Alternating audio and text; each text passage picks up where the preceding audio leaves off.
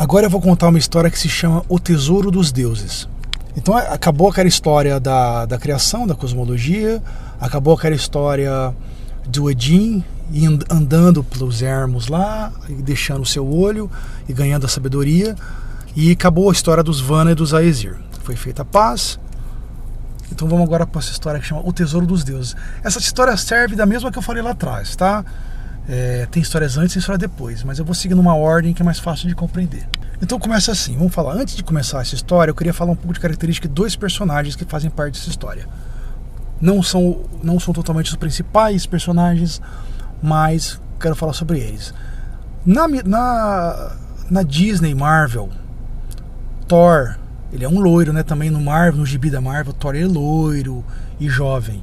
Na mitologia, Thor é visto como um homem ruivo e barbudo, com barbas ruivas, e muito forte.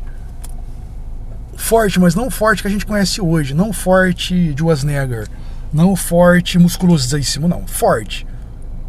E Loki, ele é visto também não como é feito nos gibis, nem nas séries, certo? Diz que ele é muito belo, mas não como é retratado na Marvel. Ele como se fosse dizer, ele é um homem, como se fosse um homem, formato de homem, né? Porque ele é um gigante, né? Filho de Lefei. Na mitologia, Thor não é filho de Odin, nem filho adotivo de Odin. Ele nunca foi adotado por Odin.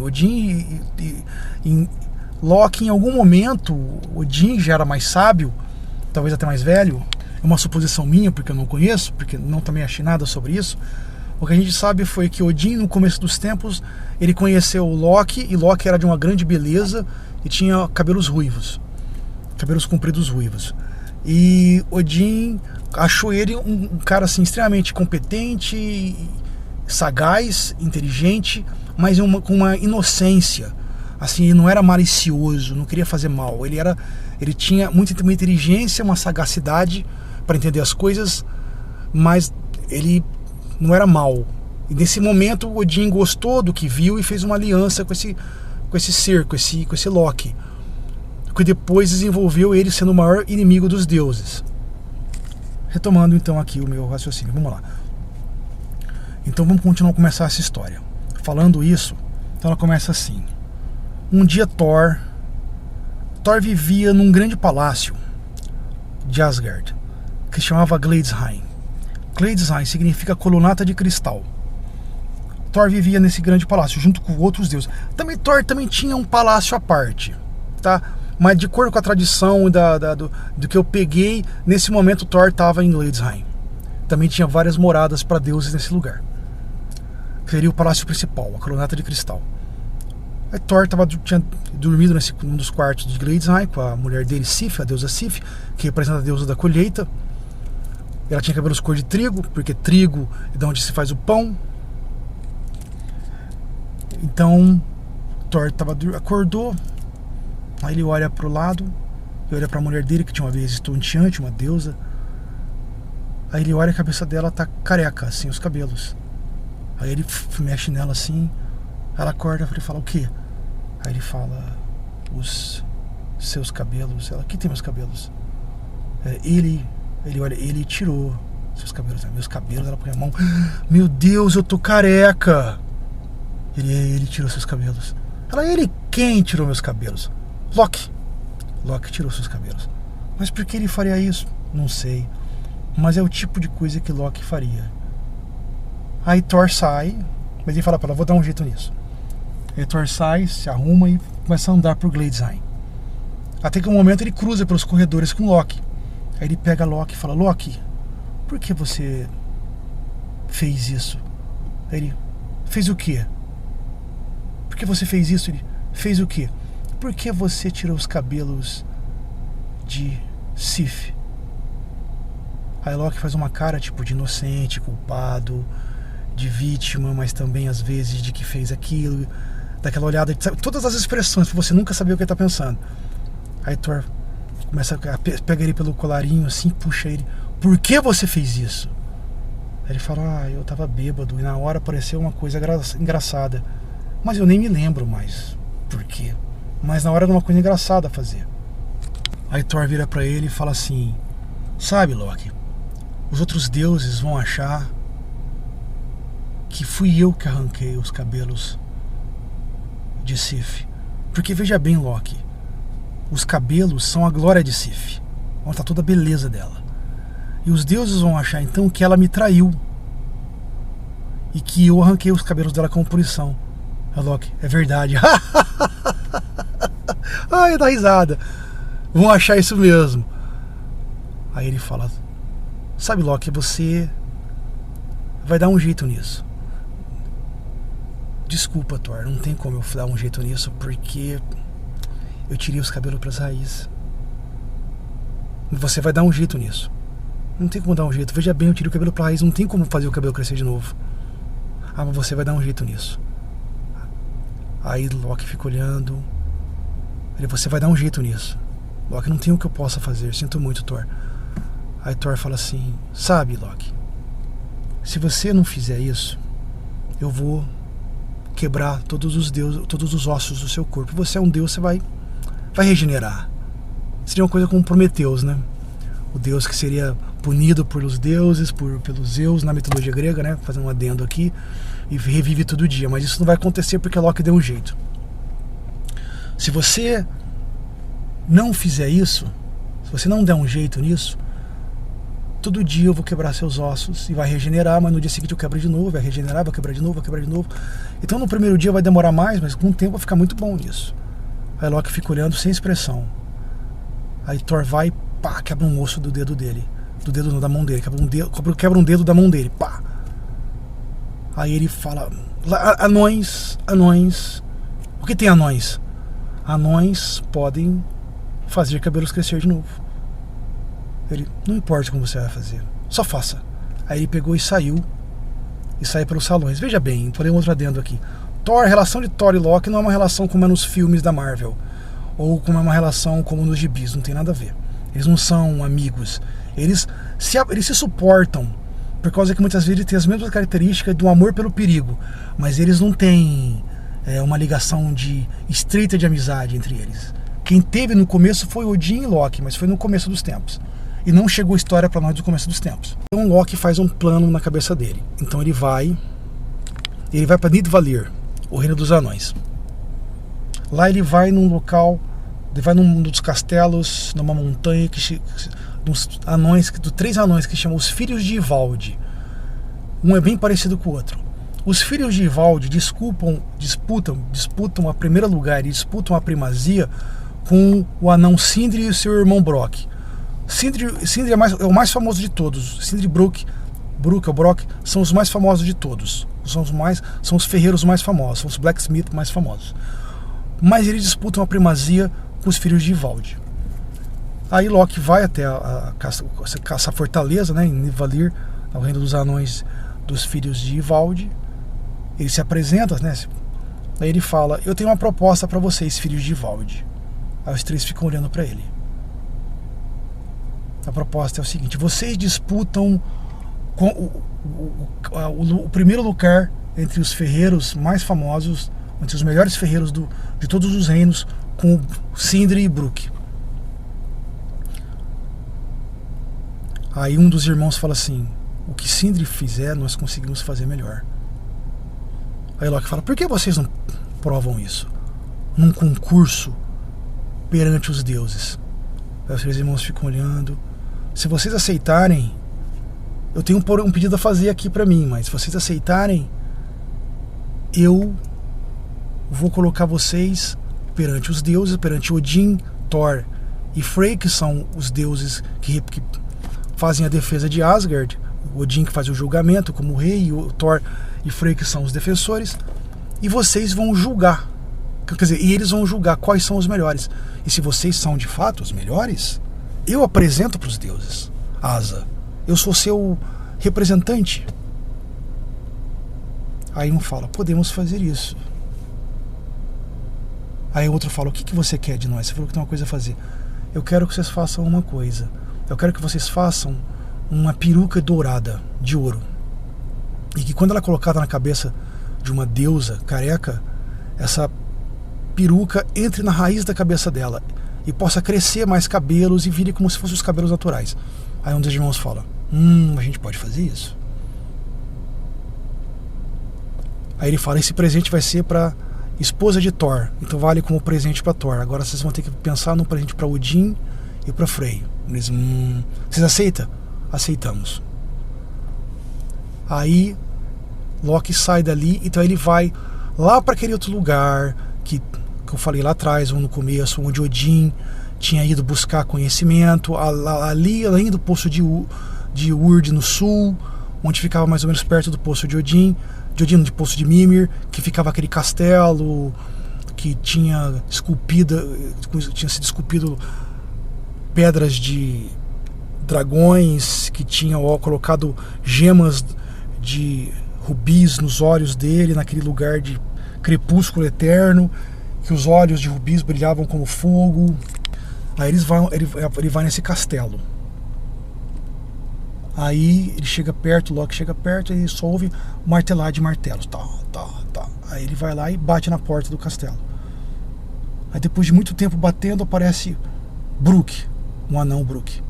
Que era um anão muito parecido com aqueles anões de Moria, de Khazad-dûm, do Senhor dos Anéis. Porque pelo menos na minha imaginação foi assim, não é o anão que são aquelas pessoas anãozinhas, não. No meu concepção seria esses anões, como posso dizer, caras que não são um pouco mais baixo que um homem, e bem fortes, inteligentes e grandes construtores.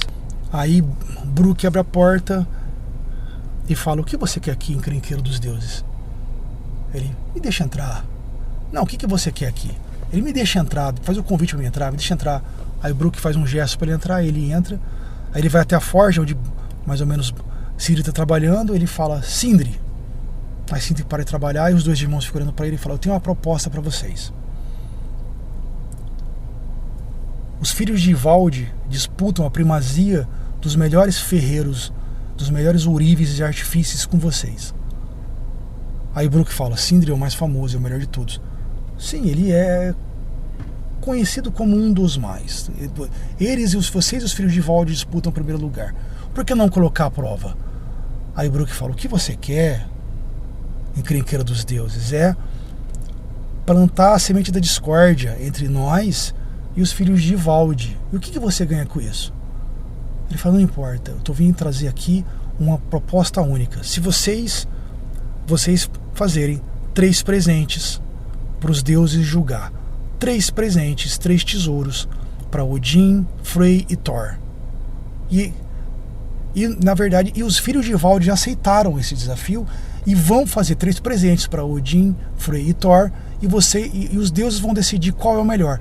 O melhor vai trazer a fama imortal para o vencedor, como os maiores construtores de tesouros para os deuses. Sindri não fala nada. Aí Brook fala, Loki, a gente faria isso com uma condição. Loki fica olhando. Se você aceitar um desafio, uma aposta, e Loki, ele é o grande trapaceiro, ele é o grande apostador. Loki nunca perde apostas, porque ele joga sujo. Ele fica olhando, que aposta seria essa? A sua cabeça, se a gente ganhar. Se nós vencermos, nós vamos ter a sua cabeça. Aí Loki pensou com ele, é só uma questão de fazer eles perderem. Eu aceito sua aposta. Se vocês vencerem, e se eu perder, se vocês vencerem, eu perco minha cabeça. Eles, muito bem, Loki, você tem sua aposta e nós aceitamos então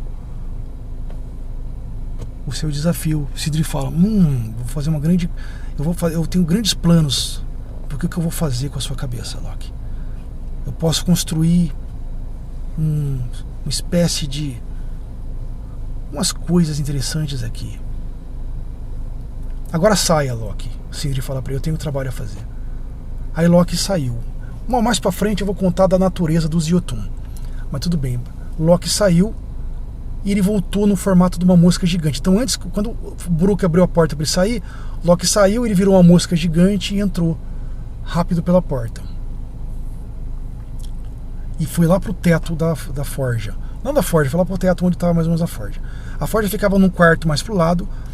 Aí o Sindri fala pro Brook, olha, Brook, você vai ter que trabalhar na forja de maneira... Forja não, no Foley de maneira perfeita. Porque assim, o Foley é uma espécie de sanfona que você jogava... Que é uma espécie de sanfona que você tinha que, sabe, ir apertando para baixo, para cima, para poder jogar ar na forja.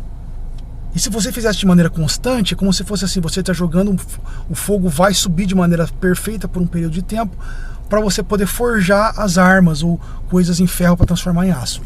Então o Foley tinha que ser quando o ferreiro estava fazendo uma obra e estava fazendo, e alguém ficava pressionando o Foley, que era uma espécie de gaita, para poder isso funcionar. Então o Sindri cuidava da forja e o Brook cuidava do Foley. Aí ele falou, você não pode errar, tem que ser perfeito. Se você errar, tá tudo perdido. Aí o Brook fala, não, tudo bem, vamos fazer isso. Aí o Sindri vai, ele pega um couro que está em cima da mesa e entra para dentro dessa forja. Aí o Brook tá lá, fazendo mexendo no Foley. Então o Brook tá mexendo no Foley lá de maneira constante. Aí o Loki vem, pausa na mão de Brook continua mexendo na Foley para manter a saída de ar constante. Aí Loki vai dar uma tremenda picada, uma picada doída, de dor, mas Brook continua pressionando pressionando o Foley, fazendo os movimentos de cima para baixo para poder funcionar e manter o ar constante. Sai sangue da mão dele, mas ele continua pressionando. Até o momento que sai Sindri, e Sindri sai com um javali com pelos dourados. Aí ele fala, se você não tivesse mantido a manutenção do ar constante, tudo seria perdido. Ele olha assim, bom serviço. Ele, vamos continuar. Agora também falo para você, mantenha constante a saída do ar. Ele, sim. Aí ele sai, entra para dentro, ele pega então uma peça dourada de ouro que tinha ali e entra para dentro da forja. Aí Sindri, aí Brook começa a fazer o movimento. E aí o Loki vê, ele fica com muita raiva na hora que ele vê esse javali dourado. Aí ele vai e posa no pescoço de Brook. E Brook tá lá fazendo o movimento. E começa a escorrer suor pelo pescoço de Brook. E Brook, então, aí Loki vai e pica uma picada doída também de novo no pescoço de Loki. Começa a escorrer sangue. De Brook. Loki pica no pescoço, doída no pescoço de Brook. E Brook continua, mas ele continua no Foley, mantendo a manutenção, mantendo a saída de ar constante. Até que de repente Sindri sai da porta, ele joga num barril de água um bracelete de ouro, e quando ele cai na água ele vira dourado, depois ele vira laranja, depois ele fica branco. Aí ele olha e fala, se você não tivesse mantido a saída de ar constante, teríamos perdido esse também. Aí o Brook faz fazendo como se fosse assim, Mas Loki fica furioso, tipo, eu não vou perder uma aposta, não vou perder minha cabeça, agora é pra ganhar. Aí Sindri fala a mesma coisa, manutenção de ar. Essa aqui que eu vou fazer vai ser a minha masterpiece, vai ser a minha obra-prima, vai ser de todas as construções que eu fiz de como ferreiro, essa vai ser a melhor de todas. Aí Loki fica tipo super preocupado, né? Tipo, não posso deixar, essa eu tenho que, sabe, colocar a mãozinha da destruição para não deixar a obra-prima virar uma obra-prima, eu tenho que destruir. E é essa que eu vou destruir. As outras não consegui mais, essa eu vou destruir. Aí Sindri entra, então ele pega um lingote de ouro, né? Perdão, ele pega um lingote de ouro, ele pega um lingote de ferro, e ele entra pra forja. E aí Brooks começa a fazer de novo a manutenção né, para cima e para baixo, o movimento do Foley e tal. Aí Loki foi e pisou bem no meio entre os olhos de Sindri, entre os dois olhos de Sindri, e picou ali. E foi uma picada tipo, sabe, a picada das picadas, tipo, foi uma dor dilacerante, de uma dor horrível. No momento começou a sair sangue dos olhos de Brook. Brook não conseguia ver mais nada, só sentia dor, não via nada, o sangue escorrendo, sangue escorrendo. Em um momento ele tirou uma das mãos e meteu uma porrada bem no meio da cara dele, em cima da mosca. E a porrada foi tão forte que quase matou Loki. Ou seja, Loki, quando muda de forma, no momento que ele está de forma mudada, ele fica vulnerável até que ele possa voltar para a forma dele. Então quase mata ele, é o que diz as crônicas. Aí Loki sai assim, meio perdido, e volta pro teto. Aí Sindri grita, já chega! Aí quando o Sindri chega, ele saiu com um martelo de ferro. Ele joga o martelo de ferro num barril, que sai aquela fumaça pra cima. Aí ele olha pra Brook, que tá totalmente cheio de sangue, o rosto todo destruído. Ele fala, olha, eu não sei o que aconteceu aqui, mas não ficou tão bom quanto eu achei que ia ficar, quanto eu gostaria que ficasse. Mas agora é tarde. Agora nós vamos ter que ver o que vai ser. Teve um dia marcado, né? O Loki, depois disso, voltou para Asgard. Teve um dia marcado.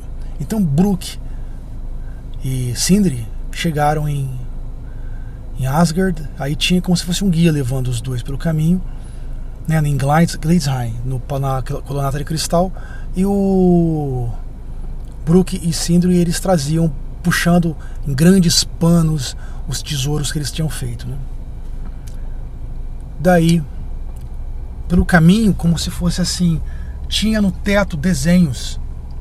Interessante que tem um filme do Thor 3 que tem isso daí, né? Mas isso veio da mitologia. Pelo menos a tradição que eu peguei não conta tudo que eu estou contando aqui, mas fala uma coisa dessa. Então, numa desses desenhos no teto, então de repente eles estão andando pelo palácio de Gladesheim, né, pelo colunata de cristal, e tem o desenho no teto, né, no teto de mármore desenhado. E num dos desenhos tá Ginnungagap, ou Ginnungagap, a garganta do abismo. No outro desenho, no outro lugar, tá Ymir, vivendo no mundo de névoas. No outro desenho conta uma história que é mais ou menos assim. Teve um momento que Odin estava andando pelo mundo dos homens. Ele foi para Midgard. E ele desapareceu de Asgard. Então passou anos e anos e Odin não voltava. E aí Frigga, a esposa de Odin, foi atrás de Odin na Terra, em Midgard. E ela não achava Odin. Então começou a existir, como eu posso dizer, um inverno muito grande, porque Frigga, ela foi a representação da vinda do verão, da volta do verão depois do inverno. Ela traz essa representação. E como Frigga estava triste, então existia um inverno sem fim. Aí como foi retratado na parede do teto assim, cenas de inverno no mundo dos homens. Um inverno sem fim, sem colheita e morte, como se fosse uma era glacial. E aí Frigga, ela andava tipo assim em volta do mar, e ela chorava, ela andava nas florestas, e ela chorava, e ela andava em volta das montanhas, e na borda das montanhas ela chorava nos rios. E na lágrima, então assim, as lágrimas de Sif viraram ouro, prata e bronze. Então, agora vindo para a realidade, quando um viking perguntava para os pais, né, um nórdico perguntava para o pai, mas pai, por que existe ouro e tal? Ele falava, foi a deusa Frigga que Odin sumiu por muitas luas e Frigga veio atrás de Odin, não achou ele e ficava chorando, e as lágrimas dela viraram ouro, prata e bronze. Até que um dia, numa costa selvagem do norte, ela encontra Odin e os dois voltam para Gladesheim em Valhalla. E aí a primavera volta, acabando com o inverno. Aí outra cena é tratada Thor e o seu cinto, não sei pronunciar, Menghorn. Ele tinha esse cinto. Esse cinto aumentava a força dele, tipo, dobrava a força dele. Então nessa imagem do desenho ele aparecia como um campeão com esse cinto. Num outro desenho mostrava a guerra dos Vanir e dos Aesir. E depois mostrava a paz e como surgiu o Ser Kvasir.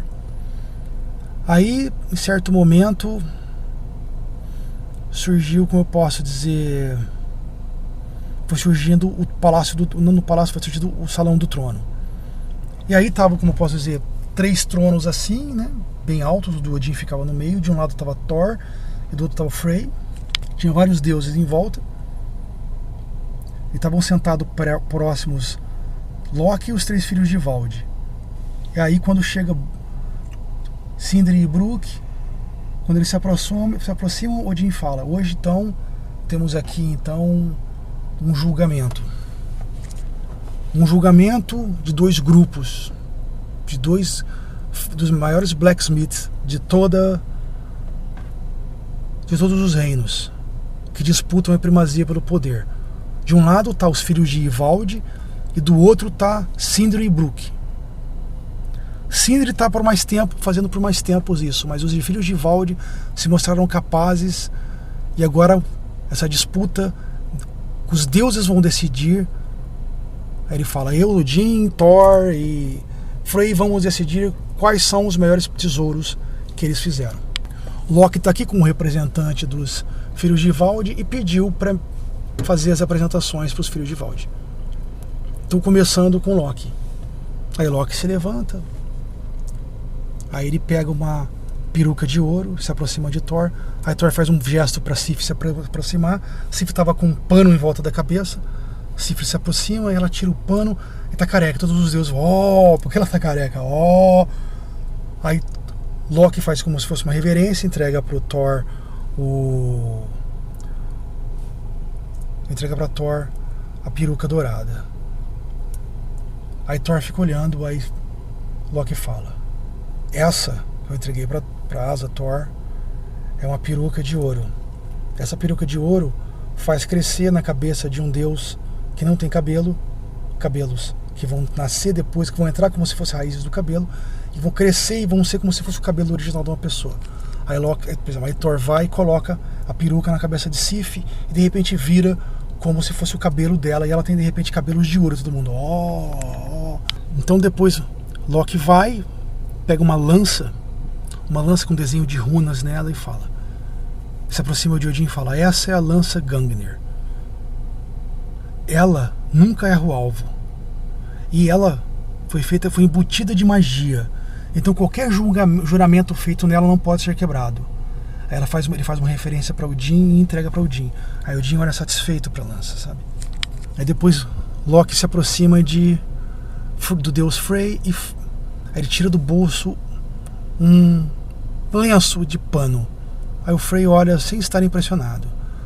Aí Loki vai abrindo o lenço, né, vai desdobrando o lenço, tá todo dobrado. Aí ele vai desdobrando o lenço, até de repente ele virar um navio bem grande. Aí ele fala: esse navio é Skidbladnir.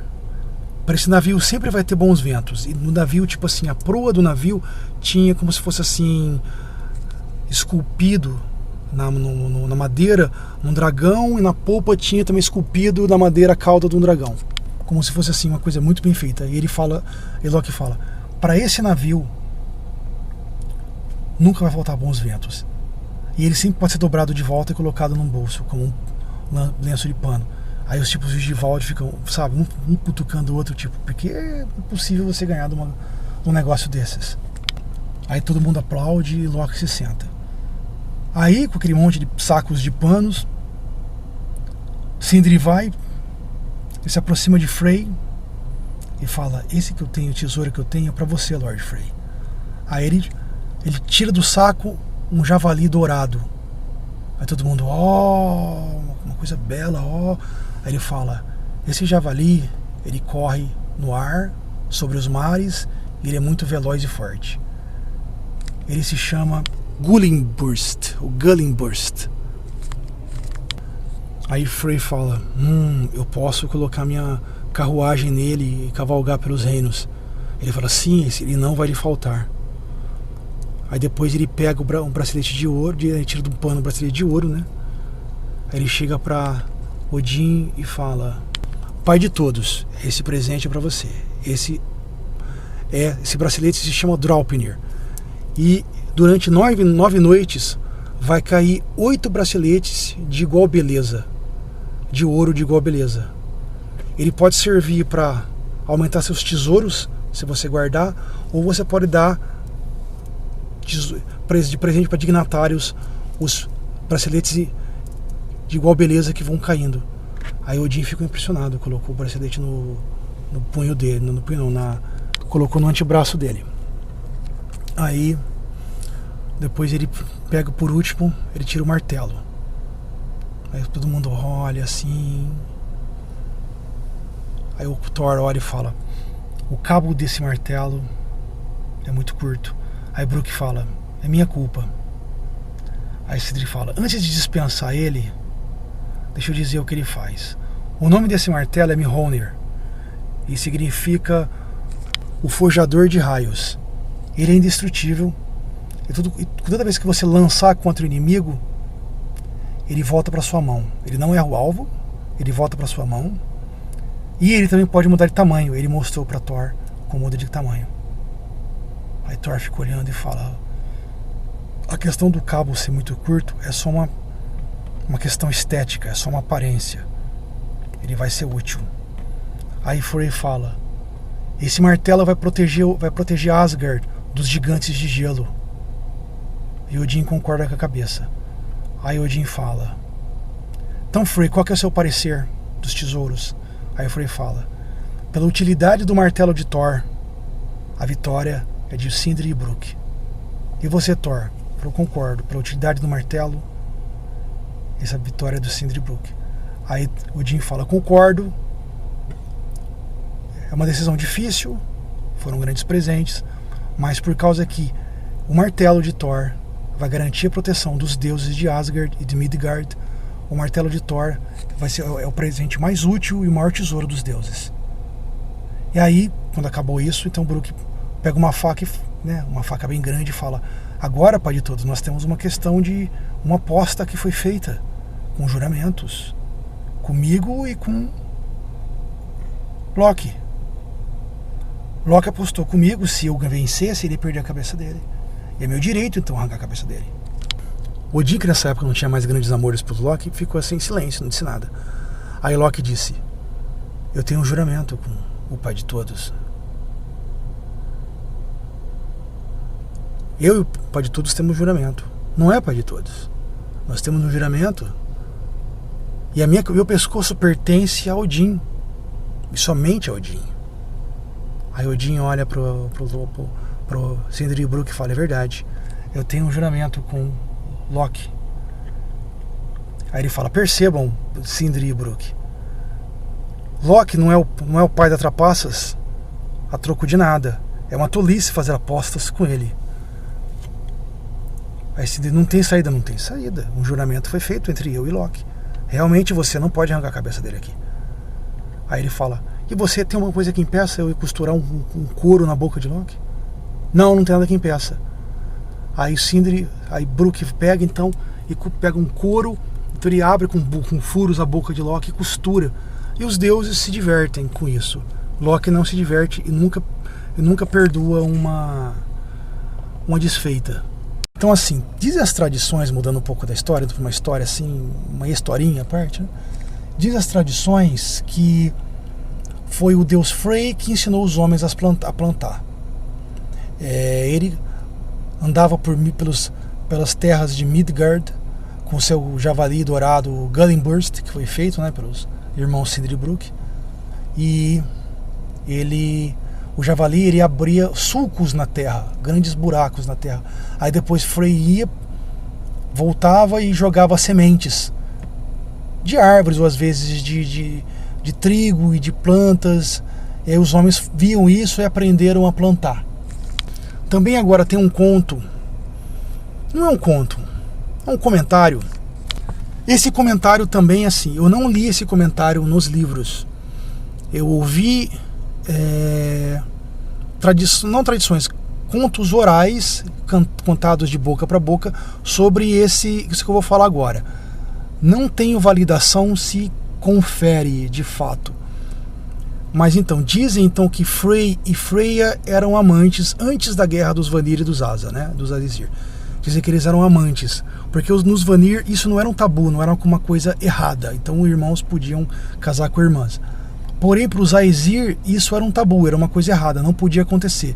Então aí, dizem então que ou Frey, porque aí que tá, ninguém sabe, ou Frey e Freya pararam seu relacionamento, porque para os Aesir isso era visto como errado, ou eles esconderam o fato, para ninguém descobrir, porque também ninguém podia saber disso.